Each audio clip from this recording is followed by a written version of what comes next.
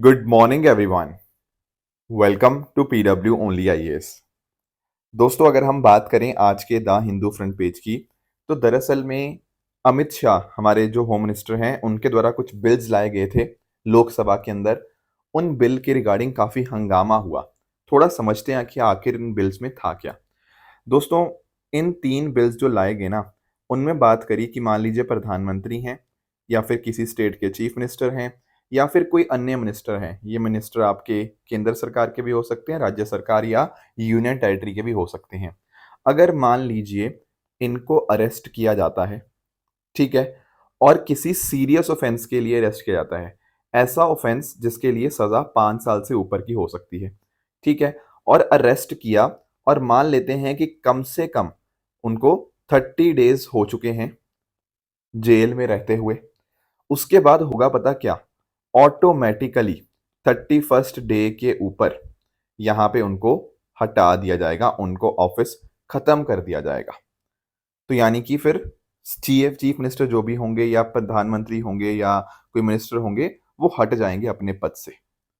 ये ऑटोमेटिकली हो जाएगा। अगर वो पहले अपने आप को खुद इस्तीफा देना चाहते हैं दैट इज फाइन, पर अदरवाइज ये अपने आप हो जाएगा। अब आप लोगों ने ना कई बार हो सकता है कुछ और केसेस भी सुने होंगे, मैं आपको एक्सप्लेन करता हूं। दरअसल में एक हमारे पास लिली थॉमस केस हुआ था 2013 के अंदर। इस केस के अंदर पता क्या बोला गया था कि मान लीजिए कोई मेंबर ऑफ पार्लियामेंट है, कोई एमएलए है, राइट, एंड अगर वो डिस्क्वालीफाई किए जाते हैं कम से कम 2 सालों के लिए, ठीक है, उनको सेंटेंस होती है 2 साल से ऊपर की, तो वहां पे उनका डिस्क्वालिफिकेशन हो जाता है अंडर प्रिवेंट आपका representation of people act, right. पर ये मुद्दा यहाँ पे डिफरेंट है। यहाँ पर कन्विक्शन होना अपने आप में इंपॉर्टेंट होता है, बट यहाँ पर ये जो तीन बिल आपके बिल्स लाए गए हैं उसमें यहाँ पे बात की गई है कि यहाँ पर कन्विक्शन नेसेसरी नहीं है। आप अरेस्ट हुए हो और 30 दिन से ज्यादा समय हो चुका है तो ऑटोमेटिकली आप यहाँ पे रिमूव हो जाएंगे। अब ये जो बिल था अपने आप में हमारी सरकार इसलिए लेकर आई है क्योंकि उसका ये मानना है कि पॉलिटिक्स के अंदर मोरालिटी वापस लाना बहुत इंपॉर्टेंट है। क्योंकि अगर आप लेट से अरेस्ट हो चुके हो तो कहीं ना कहीं आपको, ठीक है, आपका आपके अंदर की आत्मा ही आपको बोलनी चाहिए कि आप अपने पद को छोड़ दें। लास्ट ईयर दोस्तों अरविंद केजरीवाल जी जो उस समय दिल्ली के चीफ मिनिस्टर थे, वो भी काफी टाइम जेल में थे, तो उन्होंने भी इस्तीफा स्टार्टिंग में नहीं दिया था। जब वो बाहर आए थे तब जाके उन्होंने इस्तीफा दिया था। तो तब भी बहुत सारे सवाल उठे थे कैसे यहाँ पे सरकार चलेगी बाहर से। अब यहाँ पे कल अमित शाह जी जब ये बिल लेकर आए तो बहुत बहुत ज्यादा हंगामा हुआ। रीजन क्या है? हंगामा दोस्तों इसलिए हुआ कि यहाँ पर कुछ ऑपोजिशन लीडर्स ने ये बोला कि भाई जैसे इलेक्शन कमीशन ऑफ इंडिया की विश्वसनीयता, जो उसकी क्रेडिबिलिटी है, बहुत कम चल रही है ना, उसी तरह से हमारे पास एक और बॉडी है, एनफोर्समेंट डायरेक्टरेट। ये भी बहुत ज्यादा न्यूज में आती है, आप लोग जानते ही होंगे। तो यहाँ पे ऑपोजिशन लीडर्स ने ये बोला कि अब पता क्या होगा, ईडी पता क्या करेगी, ईडी डिफरेंट डिफरेंट स्टेट्स के चीफ मिनिस्टर्स के ऊपर कुछ झूठे मूठे आरोप लगा देगी। ठीक है, लगा दिया आरोप, फिर क्या होगा, आरोप लगाने के बाद उनको 30 दिन के लिए अरेस्ट कर लिया जाएगा और ऑटोमेटिकली 31वें दिन उनका जो पद है वो उनसे छिन जाएगा। ये करने की कोशिश है, ऐसा ऑपोजिशन लीडर्स ने बोला। फिर दोस्तों यहाँ पे हमारे होम मिनिस्टर जी ने मोरालिटी की बात की थी ना, तो यहाँ पर ऑपोजिशन लीडर्स ने फिर से यहाँ पे इनके ऊपर हमला बोला। ऑपोजिशन लीडर्स ने बोला कि भाई 2010 के अंदर ना आप गुजरात के होम मिनिस्टर थे, उस टाइम आप भी जेल में गए थे, आपको भी जेल के अंदर रखा गया था, तो वहां तब आपकी मोरालिटी कहाँ गई थी? तो उसका अमित शाह जी ने जवाब भी दिया। उन्होंने कहा कि भाई मैंने भी बाद में जाके रिजाइन कर दिया था और मैंने तब तक पद नहीं लिया जब तक मुझे यहाँ पे सारे के सारे चार्जेस जो है खत्म नहीं हो गए। और बहुत सारे एमपीज ऐसे भी थे जिन्होंने ये बिल फाड़ के फेंक दिया कि कितना घटिया बिल बन लेकर आए हो। तो इन दी एंड हुआ क्या, इन दी एंड ये जो आपके तीनों बिल्स थे ये यहाँ पे ज्वाइंट कमेटी ऑफ पार्लियामेंट में भेज दिए गए हैं, जिसमें 21 लोकसभा मेंबर्स हैं और 10 राज्यसभा मेंबर्स हैं। तो अकॉर्डिंगली वो यहाँ पे इस बिल को देखेंगे, फिर अकॉर्डिंगली पता लगेगा आने वाले समय के अंदर कि क्या होता है, क्या ये बिल वाकई में एक्ट बन पाते या नहीं बन पाते। एक्चुअली पता क्या पॉइंट है, ये बिल्स आपके तीन होंगे, ठीक है ना। अब इनमें एक जो बिल है वो कॉन्स्टिट्यूशनल अमेंडमेंट बिल है, ठीक है ना, तो उसके लिए 2/3 मेजोरिटी चाहिए होगी। तो क्या सरकार के पास 2/3 मेजोरिटी है भी? That is something that we need to see. तो दोस्तों डेट है आज की 21 अगस्त 2025 एंड आप सभी का स्वागत है आज के प्रीलिम बूस्टर न्यूज डिस्कशन में। स्टार्ट करने से पहले मैं आप सबको बता दूं कि दोस्तों हमारा जो सी सेट का बैच है वो स्टार्ट हो चुका है। अब ये जो अपने आप में सी सेट का बैच है ये बेसिक टू एडवांस आपका बैच देखने को मिल जाएगा। बिल्कुल बेसिक से हम स्टार्ट करेंगे कंसेप्चुअल क्लैरिटी के ऊपर फोकस करते हुए एंड इस तरह से आपका पूरा का पूरा सीसेट यहाँ पे इसमें कवर किया जाएगा along with practice, DPP discussions and all those things. ठीक है ना? तो this is kind of a one stop solution for your CSAT problems. तो इसका जो लिंक है नीचे डिस्क्रिप्शन के अंदर मैंने दे दिया है, वहां पर जाकर आप इस बैच के अंदर खुद को एनरोल कर सकते हैं। साथ ही साथ अगर आपको इस लेक्चर की पीडीएफ चाहिए, वो आपको मेरे Telegram channel Rishabh Sharma sir PW, यहाँ पर इसकी पीडीएफ भी आपको मिल जाएगी। पहला जो टॉपिक हमें डिस्कस करना है वो है इंडियाज मून लैंडिंग मिशन 2040 के बारे में। मैं थोड़ा सा आपको ना एक्सप्लेन करता हूँ। दोस्तों, भारत ना बहुत सारे अलग अलग स्टेप्स ले रहा है स्पेस सेक्टर के अंदर। जैसे आप लोग जानते होंगे अगले साल 2026 में हमारा व्योम मित्रा मिशन होगा, राइट? इसके माध्यम से हम क्या करेंगे, एक अनक्रूड मिशन, ठीक है ना, कि यहाँ पे इंसान नहीं होगा पर एक जो ह्यूमनॉइड रोबोट है, आपने व्योम मित्रा की पिक्चर देखी होंगी, ये एक इंसान की तरह दिखती है बट है नहीं, क्योंकि ये रोबोट है मतलब बेसिकली। तो उसको हम यहाँ पे टेस्ट करेंगे ह्यूमन स्पेस फ्लाइट सिस्टम के थ्रू। इसके अलावा 2027 में बहुत बहुत इंपॉर्टेंट हमारा जो गगनयान मिशन होने जा रहा है, ये इंडिया की पहली ह्यूमन स्पेस फ्लाइट यहाँ पे होगी लो अर्थ ऑर्बिट के अंदर, जो कहीं ना कहीं क्लियरली दिखाएगी कि भारत किस तरह से एस्ट्रोनॉट को लॉन्च और रिकवरी की क्षमता यहाँ पे रखता है। उसके अलावा प्रधानमंत्री जी ने बोल ही दिया है कि भारत का खुद का स्पेस स्टेशन होगा 2035 तक, जिसका नाम होगा भारत अंतरिक्ष स्टेशन। अब इसके साथ ही साथ हमारे जो यूनियन मिनिस्टर है ना जितेंद्र सिंह जी, उन्होंने यहाँ पर कल लोकसभा के अंदर ये अनाउंस किया कि 2040 तक भारत का भारत एक भारतीय एस्ट्रोनॉट जो होगा वो मून पे लैंड कर जाएगा बाय 2040। ये कहीं ना कहीं भारत का लॉन्ग टर्म रोड मैप है कि हम चाहते हैं इंडियन एस्ट्रोनॉट को प्लेस करना ऑन द लूनर सरफेस। तो भारत के पास ये भी कैपेबिलिटी है, हम ये भी दिखाएंगे। इससे कहीं ना कहीं बियॉन्ड अर्थ ऑर्बिट हमारी जो कैपेबिलिटी है वो यहाँ पे देखने को मिलेगी। एंड इसके लिए हम जो इंडिजीनियस लॉन्च व्हीकल्स है उसका इस्तेमाल करेंगे, life support system, lunar surface technology का। एंड ये कहीं ना कहीं भारत का जो गोल है विकसित भारत 2047 का, उसके साथ ये अलाइन करता है।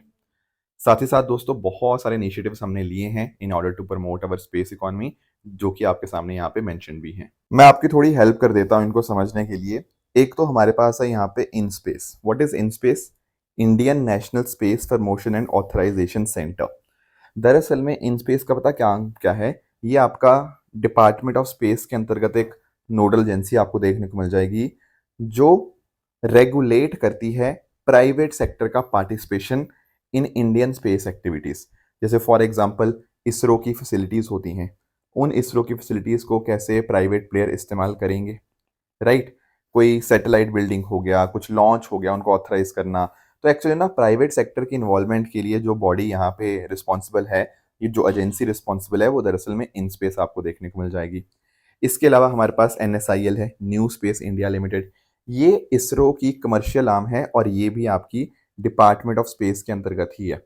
बेसिकली जैसे फॉर एग्जांपल कोई डोमेस्टिक क्लाइंट हो सकता है, उसको सैटेलाइट लॉन्च सर्विसेज चाहिए, कोई फॉरेन क्लाइंट को भी हो सकता है चाहिए हो, या फिर स्पेस प्रोडक्ट की मैन्युफैक्चरिंग वगैरह देखना, इसरो की टेक्नोलॉजी को इंडस्ट्री तक लेकर जाना, तो उनको कमर्शियलाइज करना, जो भी टेक्नोलॉजीज इसरो ने बनाई हैं वो NSIL का काम होता है।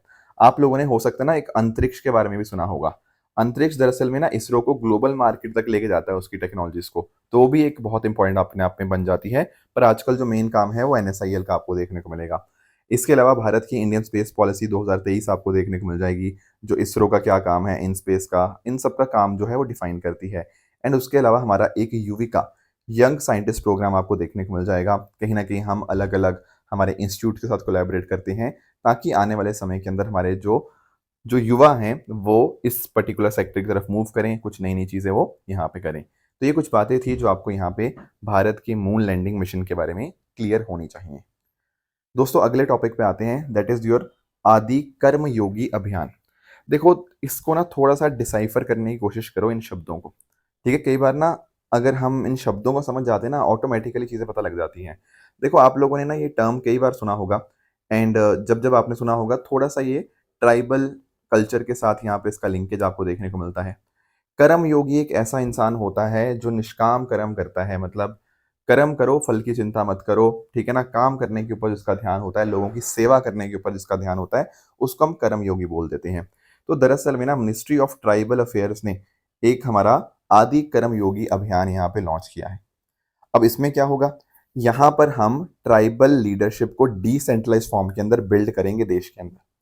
इसका मीनिंग क्या है? देखो, डिसेंट्रलाइज का मतलब होता है अलग अलग लेवल के ऊपर हम ट्राइबल लीडर्स यहाँ पे क्रिएट करना चाहते हैं। गाँव के लेवल के ऊपर भी, उससे ऊपर भी, एंड ओवरऑल गवर्नमेंट ऑफिसर्स भी। तो दरअसल में ना 3 पिलर यहाँ पे लीडरशिप के बनाए जाएंगे। एक तो सबसे नीचे होंगे आदि साथी, ठीक है? जो आपके सेल्फ हेल्प ग्रुप्स के मेंबर हो गया, कोई गाँव वाले हो गया, ट्राइबल एल्डर्स हो गया, तो बिल्कुल ग्रास रूट के ऊपर इस तरह के ट्राइबल लीडर्स जो बदलाव ला पाएँ, ठीक है ना? वो होंगे आदि साथी। फिर उसके ऊपर आपको आदि सहयोगी देखने को मिल जाएगा। इसमें आपके अच्छे टीचर्स, आपके डॉक्टर्स, ठीक है? तो ट्राइबल युवा जो होंगे, जो एजुकेटेड हैं, वो कहीं न कहीं किस तरह से लोगों तक ये सारे बेनिफिट्स प्रोवाइड करें, आपके एजुकेशन, हेल्थ, अवेयरनेस वगैरह का, वो आदि सहयोगी होंगे। एंड सबसे ऊपर आपके आदि कर्मयोगी आपको देखने को मिल जाएँगे, जो सरकारी ऑफिसर्स होंगे, ठीक है ना? आपके स्टेट के ऊपर, डिस्ट्रिक्ट, ब्लॉक, पंचायत लेवल के ऊपर वो गवर्नेंस के अंदर कुछ बदलाव लाने के अंदर यहाँ पे काम करेंगे। अलग-अलग स्कीम्स को कैसे अच्छे से इम्प्लीमेंट करना है, स्कीम्स का कन्वर्जेंस उनका देखना, वो सारा काम यहाँ पे इनके द्वारा यहाँ पे देखा जाएगा। तो ये है आदि कर्मयोगी अभियान। एंड इसमें फोकस रहेगा हमारा सेवा के ऊपर, सेवा इज़ सर्विस, संकल्प, ठीक है? हमारा संकल्प रिज़ॉल्व जो होता है, समर्पण इज़ डेडिकेशन। तो कहीं न कहीं प्रधानमंत्री जी जो बोलते हैं सबका साथ, सबका विकास, सबका प्रयास, सबका विश्वास, उन सब चीज़ों का यहाँ पे ध्यान रखा जाएगा, ठीक है ना? तो ये जनजातीय गौरव वर्ष का ही आपको हिस्सा आपको देखने को मिल जाएगा। एंड साथ में आप नोटिस कर पाओगे कि इस अभियान के माध्यम से हम 1 लाख ट्राइबल डोमिनेटेड विलेजेस को पहुँचने की कोशिश करेंगे, एंड जिसके माध्यम से 20 लाख हमारे पास ऐसे चेंज लीडर्स आएँगे। ये जो मैंने आपको बताया ना, आदि साथी, आदि सहयोगी, आदि कर्मयोगी, इस तरह से हम इतनी ज़्यादा लीडरशिप यहाँ पे क्रिएट करेंगे, ट्राइबल लीडरशिप। एंड एक्चुअली अगर हम बात करें ना, तो पास्ट में कुछ ऐसी स्कीम्स थी जिन्होंने काफ़ी अच्छा यहाँ पे हमारे सामने रिज़ल्ट भी दिया है। जैसे मैंने कई बार आप लोगों के साथ पीएम जनमान डिस्कस किया है, प्रधानमंत्री जनजाति आदिवासी न्याय महाअभियान। दरअसल में ये 2023 में लॉन्च हुआ था, बिरसा मुंडा जी के जन्म दिवस के ऊपर, 15 नवंबर, आपको याद होगा। जनजातीय गौरव दिवस के नाम से भी हम उसको जानते हैं। ये हमारे जो पीवीटीजीज़ है ना, पर्टिकुलरली वल्नरेबल ट्राइबल ग्रुप्स, उनके लिए अलग-अलग स्कीम्स का यहाँ पे कोलैबोरेशन आपको यहाँ पे देखने को मिलता है। उसके अलावा अगर हम बात करें धरती आबा जनजातीय ग्राम उत्कर्ष अभियान, इसके माध्यम से क्या था, यहाँ पर ये हज़ारीबाग के अंदर 2 अक्टूबर 2024 को लॉन्च हुआ था, ठीक है ना? एंड उसके माध्यम से हमारे जो ट्राइबल्स हैं, उन तक अलग-अलग बेनिफिट्स पहुँचाने के लिए काम किया गया था। उसके अलावा national sickle cell anaemia elimination mission, तो इन सब के ऊपर बिल्ड होते हुए अब हमने यहाँ पे आदि कर्मयोगी अभियान को भी यहाँ पे लॉन्च किया है। नेक्स्ट आते हैं, अगला हमारा जो टॉपिक है that is UNHCR suspends repatriation of refugees to Sri Lanka. अब आप लोग ना रिपैट्रिएशन का मीनिंग जानते होंगे। रिपैट्रिएशन का अर्थ ये होता है कि लेट्स से कोई पर्सन है, उसको अपने जो मूल देश होता है, मूल देश मतलब जो उसका होम कंट्री होता है, वहाँ पर जो वापस उसको भेजा जाता है ना, उसके पूरे प्रोसेस को हम लोग रिपैट्रिएशन के नाम से जानते हैं, ठीक है? अब यहाँ पे हुआ क्या ना कि यूएनएचसीआर, मैं डिस्कस करूंगा इसके बारे में। ये दरअसल में ना जो तमिल रिफ्यूजीज हैं, उनको वापस अपना सॉरी श्रीलंका भेज रहा था, ठीक है ना?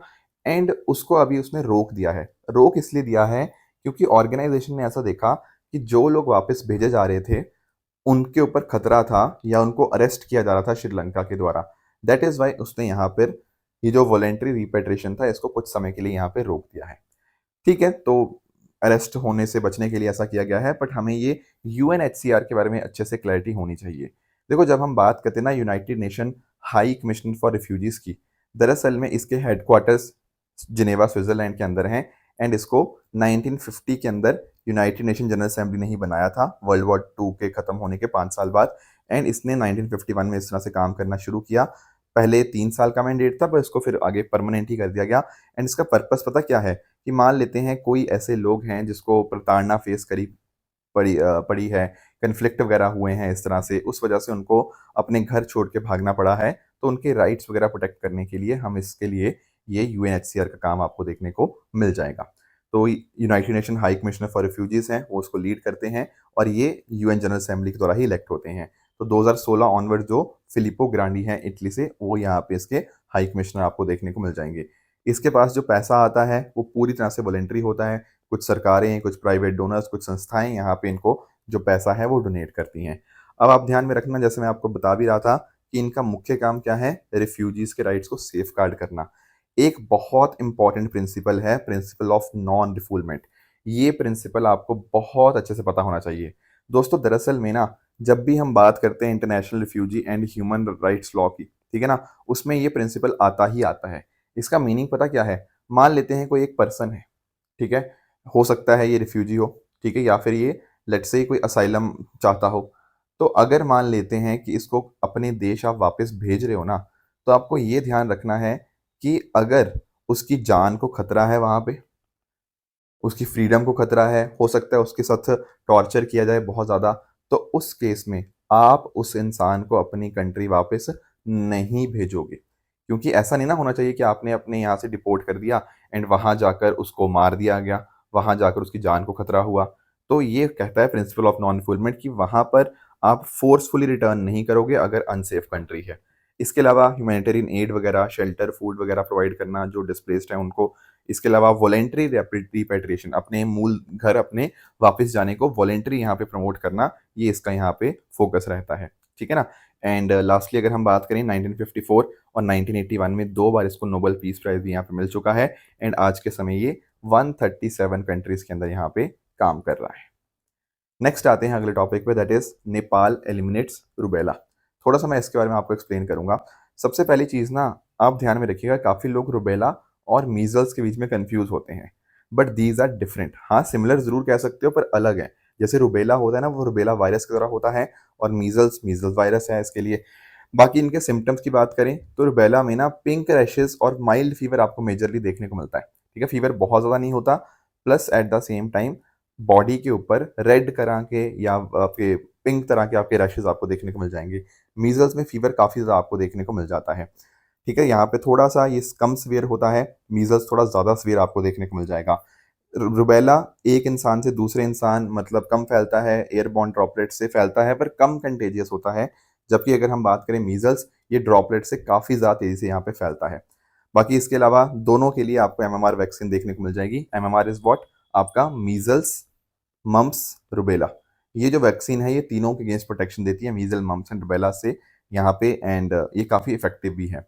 अब हुआ क्या है ना, साउथ एशिया के अंदर जो साउथ ईस्ट एशिया रीजन है डब्ल्यूएचओ का, उसमें नेपाल रूबेला को एलिमिनेट करने वाली पहली यहाँ पे देश बन चुका है। तो नेपाल ने काफ़ी अच्छा काम किया है इसको एलिमिनेट करने के अंदर। तो रूबेला आपकी, जैसे मैंने आपको बताया भी, कंटेजियस वायरल इन्फेक्शन है। इसको जर्मल मीजल्स के नाम से भी यहाँ पे जाना जाता है। ये एक्चुअली ना खासकर जो अनबॉर्न बेबीज होते हैं उनके कॉन्टेक्स्ट में ज़्यादा सीरियस हो जाता है। दरअसल में मान लीजिए लेट्स से जो कोई मदर है, ठीक है, वो इन्फेक्ट हो जाती है ड्यूरिंग प्रेगनेंसी, तो आगे जो बच्चा होगा उसको भी यहाँ पे सिमिलर इफेक्ट आपको देखने को मिलता है एंड दैट इज़ वाई उनके ऊपर फिर काफ़ी बड़ा इम्पैक्ट आपको देखने को मिल जाएगा। तो रूबेला इन्फेक्शन अगर प्रेग्नेंट महिलाओं में होता है तो उससे डेथ भी हो सकती है, कॉन्जेनाइटल डिफेक्ट्स हो सकते हैं, जिसको कॉन्जेनाइटल रूबेला सिंड्रोम के नाम से भी यहाँ पे जाना जाता है। मैंने जैसा बताया था, एमएमआर वैक्सीन है, काफ़ी इफेक्टिव भी है। हर साल दुनिया में लगभग 1 लाख बच्चे ऐसे होते हैं जो कॉन्जेनाइटल रूबेला सिंड्रोम के साथ यहाँ पे पैदा होते हैं। तो ये कुछ बातें थी रूबेला के रिगार्डिंग जो आपको क्लियर होनी चाहिए। आगे आते हैं, अगला टॉपिक हमारे सामने है Kerala to be declared fully digitally literate. थोड़ा मैं इसको आपको समझाता हूँ। दोस्तों 1991 1991 की बात है। तो उस समय केरला को पहला ऐसा स्टेट भारत में घोषित किया जहां पर 100% लिटरेसी थी। एक्चुअली केरला का बहुत बड़ा फोकस रहा है लिटरेसी के ऊपर कि किस तरह से स्कूल एजुकेशन वहाँ पे अच्छी हो, ठीक है ना। इनफैक्ट आज से नहीं, ये आज़ादी से पहले भी है, ठीक है। मैं पढ़ रहा था इसके बारे में, 18th सेंचुरी ऑनवर्ड्स ही हम नोटिस करते हैं कि केरला में एजुकेशन के ऊपर बहुत ज़्यादा फोकस रखा गया। एजुकेशन को इम्पॉर्टेंट माना गया गरीबी ख़त्म करने के लिए एंड इवन बच्चियों की, गर्ल्स की एजुकेशन भी यहाँ पे प्रायोरिटाइज यहाँ पे करी गई। एंड उस वजह से हमने नोटिस किया कि 1991 में यहाँ पे ये पहला स्टेट बनता है 100% लिटरेसी अचीव करने वाला। अब जैसे वहाँ पे लिटरेसी अचीव करी थी 1991 के अंदर, अब आज यानी कि 21 अगस्त को केरला को भारत का पहला फुली डिजिटली लिटरेट स्टेट यहाँ पे डिक्लेयर किया जाएगा। अब ये क्या बात है, लिटरेट तो समझ आया, what is digitally literate? Digitally literate का मतलब यही है कि आप टेक्नोलॉजी को अच्छे से इस्तेमाल कर पाएंगे। टेक्नोलॉजी जैसे फॉर एग्जांपल आप अपने फ़ोन्स वगैरह का इस्तेमाल कर सकते हैं, ऑपरेटिंग सिस्टम वगैरह का, और साथ ही साथ थोड़ा आपके कॉग्निटिव स्किल्स भी हैं, क्रिटिकल थिंकिंग, प्रॉब्लम सॉल्विंग। तो दोनों तरह के टेक्निकल और कॉग्निटिव स्किल्स इसके अंदर आ जाते हैं। तो अगर इस स्टेट में ये सारे हैं जो कि हैं, ठीक है, तो इस तरह से इसको आज के दिन फुली डिजिटल लिटरेट यहाँ पे घोषित कर दिया जाएगा। तो एक्चुअल में ना केरला का एक प्रोजेक्ट चल रहा था, डिजी केरला प्रोजेक्ट। ये एक्चुअल में पहले ना एक गांव में स्टार्ट हुआ था। उल्लमपरा पंचायत के अंदर। इन्होंने यहाँ पे बहुत अच्छा काम किया। अकॉर्डिंगली ये जो सक्सेस यहाँ पे मिली थी, उसको पूरे स्टेट के अंदर रेप्लिकेट किया गया। इस गाँव के अंदर ना सर्वेस वगैरह किए गए सबसे पहले, फिर यहाँ पे बताया गया, वॉलंटियर के माध्यम से यहाँ पे इनको बताया गया, टीचिंग करी गई। यंग जनरेशन ने ओल्ड जनरेशन को थोड़ा समझाया टेक्नोलॉजी के बारे में। कहीं न कहीं जैसे फॉर एग्ज़ाम्पल कि कैसे वीडियो कॉल या वॉइस कॉल करनी है, व्हाट्सएप कैसे इस्तेमाल करना है, सोशल मीडिया कैसे इस्तेमाल करना है, अलग-अलग सरकारी सुविधाओं का कैसे फ़ायदा लेना है। तो कहीं न कहीं लोगों ने सामने आके बाकी लोगों को यहाँ पे ये सिखाने की यहाँ पे कोशिश करी, और जब ये फ़ायदेमंद दिखा तो पूरे स्टेट में यहाँ पर इसको यहाँ पे आपका प्रमोट किया गया। एंड उसी वजह से क्या होता है कि केरला अब फुली डिजिटल ट्रेड यहाँ पे बनने जा रहा है। एंड आप नोटिस कर पाओगे केरला का एक प्लेटफॉर्म भी है, Kerala solution for managing administrative reformation and transformation platform. इसके साथ यहाँ पे इसका लिंकेज आपको देखने को मिल जाएगा। नेक्स्ट दोस्तों हमें जो टॉपिक डिस्कस करना है वो है made in India label scheme. मैं थोड़ा आपको समझाता हूँ। दोस्तों 2014 के अंदर ना हमने एक इनिशिएटिव स्टार्ट किया, मेक इन इंडिया। फोकस ये था कि भारत को दुनिया में एक मेजर ग्लोबल मैन्युफैक्चरिंग हब के ऊपर जाना जाए। तो भारत ने बहुत सारे इंसेंटिव दिए, ईज ऑफ डूइंग बिजनेस तरफ यहाँ पे काम किया ताकि मैन्युफैक्चरिंग बेहतर हो पाए। इसके अलावा कोविड-19 पैंडेमिक के समय हम आत्मनिर्भर प्रोजेक्ट लेकर आए, जिससे कहीं ना कहीं हम सेल्फ रिलायंस यहाँ पे अचीव करना चाहते थे।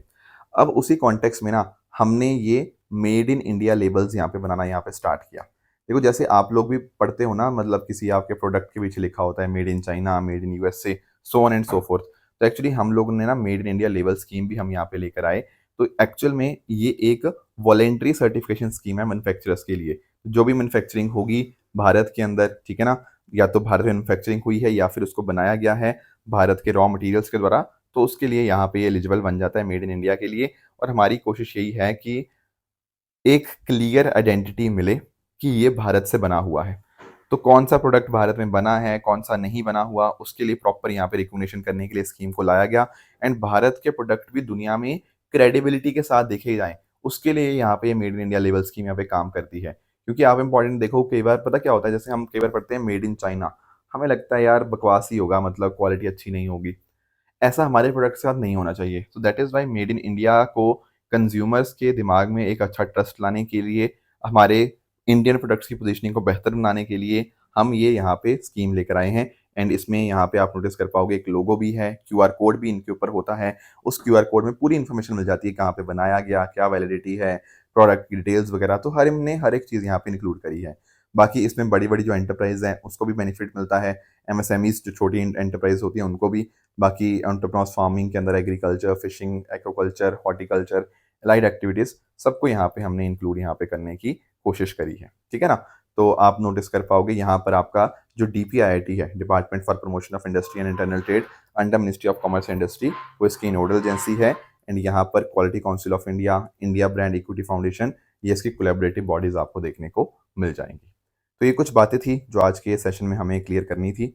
बाकी बात रही दोस्तों ट्रू एंड फॉल्स स्टेटमेंट्स की। यहाँ पर आपके सामने कुछ स्टेटमेंट्स हैं, इनको पढ़िएगा, बताइएगा इनमें से कौन-सा सही है एंड कौन-सा आपका गलत आपको आंसर देखने को मिलता है, ठीक है? और जो मैंने आपको कल होमवर्क दिया था, एक था इंडियन नोबेल लॉरेट्स के बारे में। तो दोस्तों बिल्कुल अगर हम बात करें रवींद्रनाथ टैगोर जी की, तो 1913 के अंदर इनको लिटरेचर के लिए यहाँ पे मिला था, तो दैट इज़ करेक्ट। सेलेनियम की बात करें तो देखो बहुत छोटी अमाउंट के अंदर हमारी बॉडी में ये चाहिए होता है, दिस इज़ करेक्ट। ज़रूरत से ज़्यादा हो जाता है तो गड़बड़ हो जाती है। ओरांगुटन की बात करें तो दोस्तों जो तीनों वैराइटीज़ थी ओरांगुटन की, वो क्रिटिकली एंडेंजर्ड हैं बाय द आईयूसीएन, वल्नरेबल नहीं है, इसलिए इनकरेक्ट रहेगा। लास्टली अगर मैं दोस्तों बात करूँ चीफ इलेक्शन कमिश्नर की, तो 65 साल की एज वाली बात तो ठीक है, पर ये 6 साल की इनकी टर्म होती है, ना कि 5 साल की, इसलिए आखिरी स्टेटमेंट भी इनका इनकरेक्ट यहाँ पे बन जाएगा। तो ये थी हमारी आज की डिस्कशन। इस तरह से आप सब लोग अपने एंड पे हार्ड वर्क करते रहिए। Thank you so much for joining. All the very best. Thank you so much.